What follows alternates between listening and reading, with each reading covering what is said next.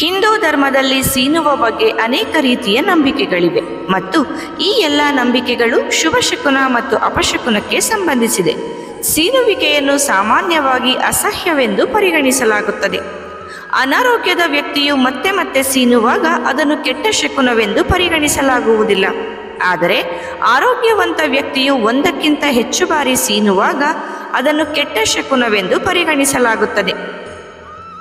ಸೀನುವಿಕೆಗೆ ಸಂಬಂಧಿಸಿದ ಅನೇಕ ನಂಬಿಕೆಗಳಿವೆ. ಆದ್ದರಿಂದ ಸೀನುವಿಕೆಗೆ ಸಂಬಂಧಿಸಿದ ಶುಭ ಶಕುನ ಮತ್ತು ಅಪಶಕುನವೇನು, ಇದು ನಮ್ಮ ಪ್ರಗತಿಗೆ ಮಾರಕವೇ ಪೂರಕವೇ ಎಂಬುದನ್ನು ಈ ವಿಡಿಯೋ ಮೂಲಕ ತಿಳಿಯೋಣ.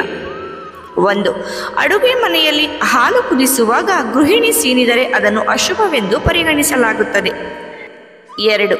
ಗಜರಾಜನು ದಾರಿಯಲ್ಲಿ ಸೀನುತ್ತಿದ್ದರೆ ಅದರಿಂದ ರಾಜ್ಯಕ್ಕೆ ಲಾಭವಾಗುತ್ತದೆ. 3.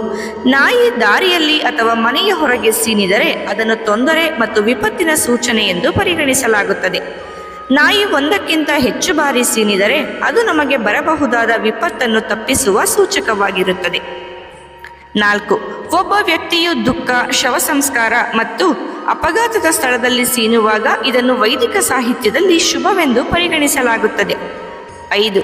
ಪ್ರಾಣಿಗಳು, ಜೀವಜಂತು ಮತ್ತು ಮಾನವರು ಒಮ್ಮೆಲೆ ಸೀನುತ್ತಿದ್ದರೆ ಅದು ಭೂಕಂಪ, ಕ್ಷಾಮ ಅಥವಾ ಸಾಂಕ್ರಾಮಿಕ ರೋಗದ ಲಕ್ಷಣವನ್ನು ಸೂಚಿಸುತ್ತದೆ. ಇದು ವಿನಾಶದ ಸೂಚನೆಯಾಗಿದೆ. 6.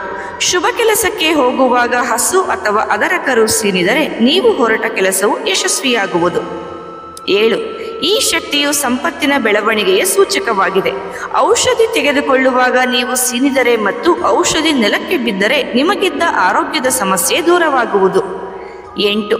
ತುಂಬ ಬಾರಿ ಸೀನಿದರೆ ಅದನ್ನು ಶುಭವೆಂದು ಪರಿಗಣಿಸಲಾಗುತ್ತದೆ ಮತ್ತು ಕಡಿಮೆ ಸೀನುವುದು ಅಶುಭದ ಸೂಚನೆಯಾಗಿದೆ. 9. ನಡೆಯುವಾಗ ಸೀನಿದರೆ ಅದನ್ನು ಅಶುಭವೆಂದು ಹೇಳಲಾಗುತ್ತದೆ. 10. ಬಲಭಾಗದಲ್ಲಿ ಸೀನಿದರೆ ಅದು ನಿಮ್ಮ ಸಂಪತ್ತನ್ನು ನಾಶಪಡಿಸುತ್ತದೆ.